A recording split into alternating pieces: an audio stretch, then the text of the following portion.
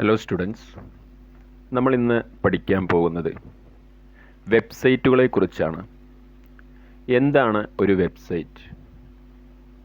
ഏതൊക്കെ തരം വെബ്സൈറ്റുകളാണുള്ളത്?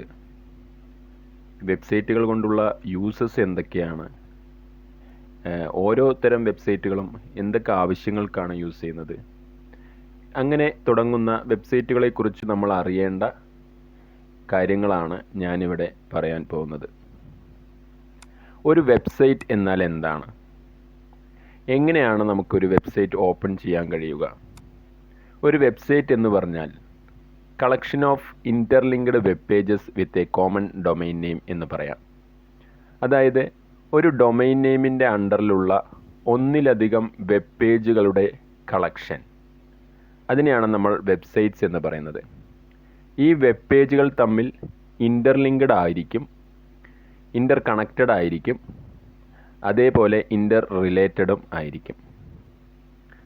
അപ്പോൾ നമ്മുടെ കമ്പ്യൂട്ടറിൽ ഒരു വെബ്സൈറ്റ് ഓപ്പൺ ചെയ്യണമെങ്കിൽ നമ്മൾ അതിനായിട്ട് ഏത് സോഫ്റ്റ്വെയർ ആണ് ഉപയോഗിക്കുക? ബ്രൗസിംഗ് സോഫ്റ്റ്വെയർസ് ആണ് അതിനായിട്ട് നമ്മൾ ഉപയോഗിക്കുന്നത്. നമുക്കറിയാം, Google Chrome, Mozilla Firefox, internet explorer, Microsoft edge, അങ്ങനെ തുടങ്ങുന്ന ധാരാളം ബ്രൗസേഴ്സ് ഇന്ന് നമ്മൾക്ക് ഇൻഡസ്ട്രിയിൽ അവൈലബിൾ ആണ്. ആളുകൾ കൂടുതലായിട്ട് യൂസ് ചെയ്യുന്ന ഒരു ബ്രൗസറാണ് ഗൂഗിൾ ക്രോം എന്നുള്ളത്. നമ്മൾ ഒരു വെബ് ബ്രൗസർ ഓപ്പൺ ചെയ്ത ശേഷം ഈ കാണുന്നതിനെയാണ് നമ്മൾ അഡ്രസ് ബാർ എന്ന് പറയുന്നത്. ഈ അഡ്രസ് ബാറിൽ നമ്മളൊരു വെബ്സൈറ്റിൻ്റെ അഡ്രസ്സ് കൊടുക്കുകയാണ്. For example www.amazon.com. ഇങ്ങനെ കൊടുക്കുമ്പോൾ ഈ amazon.com എന്നുള്ളത് ഡൊമൈൻ നെയിം ആണ് എന്നുള്ളതാണ് നമ്മൾ മനസ്സിലാക്കേണ്ടത്. അതായത് ഏതൊരു വെബ്സൈറ്റും ഓപ്പൺ ചെയ്യുന്നത് അതിൻ്റെ ഡൊമൈൻ നെയിം യൂസ് ചെയ്തുകൊണ്ടാണ്. അപ്പോൾ ഇങ്ങനെയുള്ള ഒരു ഡൊമൈൻ നെയിമിൻ്റെ അണ്ടറിൽ വരുന്ന ഒന്നിലധികം വെബ് പേജുകളുടെ ഗ്രൂപ്പിനെയാണ് നമ്മൾ വെബ്സൈറ്റ്സ് എന്ന് പറയുന്നത്. അതിൽ ആദ്യം വരുന്ന പേജിനെ നമ്മൾ ഹോം പേജ് എന്ന് പറയും. പിന്നെ ഒരു വെബ്സൈറ്റ് ആകുമ്പോൾ അതിനകത്ത് ഹോം പേജ് കൂടാതെ എബൌട്ട് പേജ് ഉണ്ടാവും, കോണ്ടാക്ട് പേജ്, അതേപോലെ സർവീസസ് പ്രൊവൈഡ് ചെയ്യുന്ന വെബ്സൈറ്റുകളാണെങ്കിൽ അതിനകത്ത് നമ്മൾക്ക് സർവീസസ് എന്നൊരു വെബ് പേജ് നമുക്ക് അതിനകത്ത് കാണാൻ പറ്റും. അതുപോലെ ഓൺലൈനായിട്ട് പ്രൊഡക്റ്റുകൾ സെയിൽ ചെയ്യുന്ന അല്ലെങ്കിൽ പ്രൊഡക്റ്റുകളെക്കുറിച്ച് ഇൻഫർമേഷൻ പബ്ലിക്കിന് കൊടുക്കുന്ന ഒരു വെബ്സൈറ്റ് ആണെങ്കിൽ, അല്ലെങ്കിൽ പ്രൊഡക്ഷനുള്ള ഒരു കമ്പനിയുടെ വെബ്സൈറ്റ് ആണെങ്കിൽ ആ ഒരു വെബ്സൈറ്റിനകത്ത് പ്രൊഡക്ട്സ് എന്ന് പറഞ്ഞിട്ടൊരു പേജ് നമ്മൾക്ക് കാണാൻ പറ്റും. അപ്പോൾ ഇങ്ങനെ ധാരാളം വെബ് പേജുകൾ നമ്മൾക്ക് ഒരു വെബ്സൈറ്റിൽ നമ്മൾക്ക് കാണാൻ പറ്റും.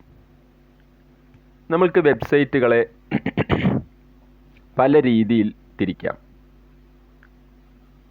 ഇ കൊമേഴ്സ് വെബ്സൈറ്റുകൾ, സോഷ്യൽ മീഡിയ വെബ്സൈറ്റുകൾ, ബ്ലോഗ് വെബ്സൈറ്റുകൾ, അങ്ങനെ ധാരാളം തരത്തിലുള്ള വെബ്സൈറ്റുകൾ നമ്മൾക്ക് കാണാൻ കഴിയും. ഓരോ വെബ്സൈറ്റുകളുടെയും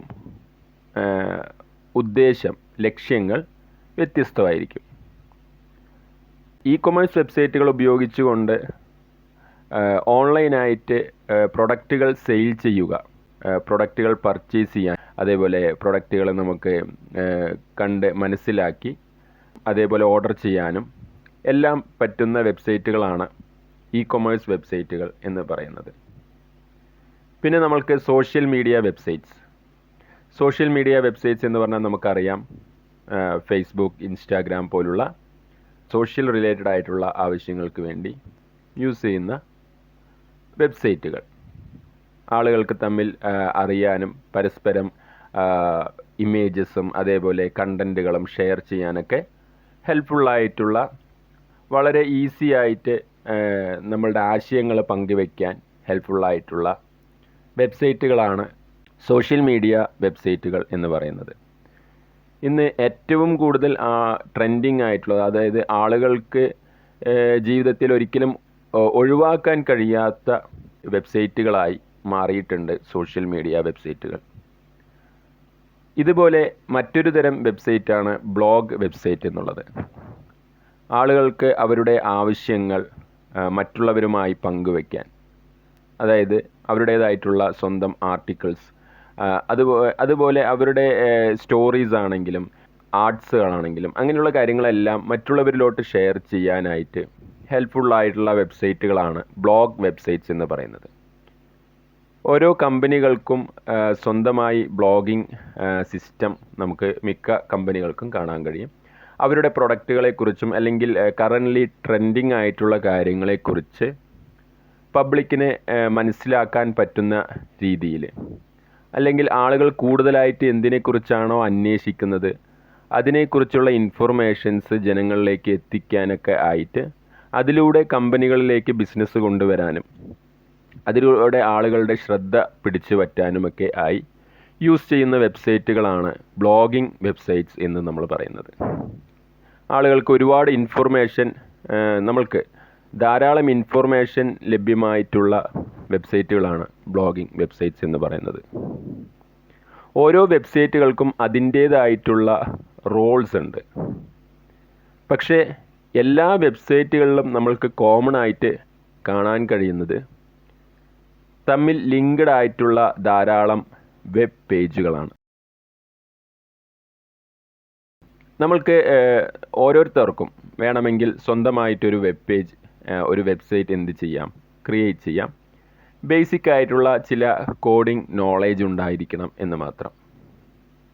ഇപ്പോൾ ഒരു വെബ്സൈറ്റ് നമ്മൾ ചെയ്യുകയാണെങ്കിൽ അതിൻ്റെ ഫസ്റ്റ് പേജിൽ എന്തൊക്കെ വേണം, അങ്ങനെയുള്ള കാര്യങ്ങൾ നമ്മൾക്ക് തീരുമാനിക്കാം. ഒരു പിക്ചർ വരണം, ഹെഡിങ് വരണം, പാരഗ്രാഫ്സ് വരണം, എന്തെങ്കിലും ഒരു വിഷയത്തിനെ കുറിച്ചുള്ള ഇൻഫർമേഷൻ അതിനകത്ത് കൊണ്ടുവരണം. ഇങ്ങനെയുള്ള കാര്യങ്ങളെല്ലാം നമുക്ക് ചെയ്യാൻ പറ്റും. ഇപ്പോൾ ഒരു ഫുഡിനെ കുറിച്ചുള്ളൊരു വെബ്സൈറ്റ് ആണെങ്കിൽ പലതരം ഫുഡുകളെക്കുറിച്ച്, അല്ലെങ്കിൽ ഒരു കമ്പനി ഒരു ഫുഡ് റിലേറ്റഡ് ആയിട്ടുള്ള കാര്യങ്ങളെ കുറിച്ച്, അല്ലെങ്കിൽ ഒരു ഹോട്ടൽ, അപ്പോൾ ആ ഹോട്ടലുമായി ബന്ധപ്പെട്ടിട്ടുള്ള ഫുഡ് എന്തൊക്കെയാണ് അവിടെ പ്രൊവൈഡ് ചെയ്യുന്നത് എന്നുള്ളതിനെക്കുറിച്ച് പബ്ലിക്കിന് ഇൻഫർമേഷൻ ലഭ്യമാക്കുന്ന രീതിയിൽ നമ്മൾക്ക് വേണമെങ്കിൽ ഒരു വെബ് പേജ് ക്രിയേറ്റ് ചെയ്യാം. അവിടെ എന്തൊക്കെ ഡിഷസ് ആണ് അവിടെ അവൈലബിൾ ആയിട്ടുള്ളത്, അപ്പോൾ ആ ഹോം പേജിൽ നമുക്ക് അതിനെക്കുറിച്ചുള്ള ഇൻഫർമേഷൻ കൊടുക്കാം. ഓരോ ഡിഷിൻ്റെ ലിങ്കിൽ ക്ലിക്ക് ചെയ്യുമ്പോഴും അതിനെക്കുറിച്ചുള്ള ഡീറ്റെയിൽഡ് ഇൻഫർമേഷൻ വരുന്നത് പോലെ മറ്റ് വെബ് പേജുകൾ നമ്മൾക്ക് അതിനകത്ത് ആഡ് ചെയ്യാൻ പറ്റും. അങ്ങനെ ഈ പേജുകളെല്ലാം നമ്മൾക്ക് തമ്മിൽ കണക്റ്റ് ചെയ്യാൻ പറ്റും.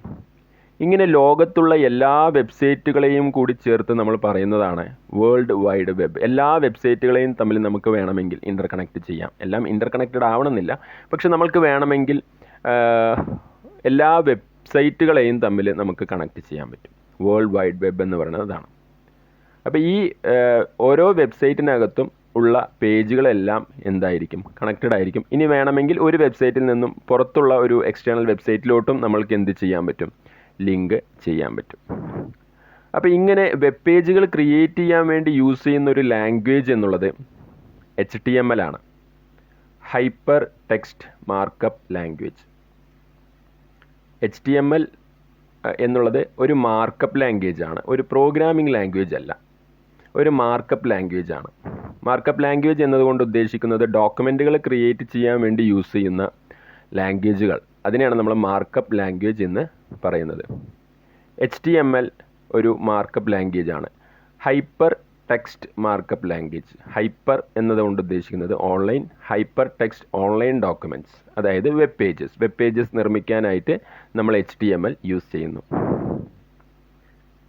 ഓക്കെ, പിന്നെ നമ്മൾക്ക് ഒരു ഡൊമെയിൻ നെയിം എടുത്തു കഴിഞ്ഞാൽ ആ ഡൊമെയിൻ നെയിം നോക്കിക്കൊണ്ട് അത് ഏത് ടൈപ്പ് വെബ്സൈറ്റ് ആണെന്ന് നമുക്ക് മനസ്സിലാക്കാൻ പറ്റും.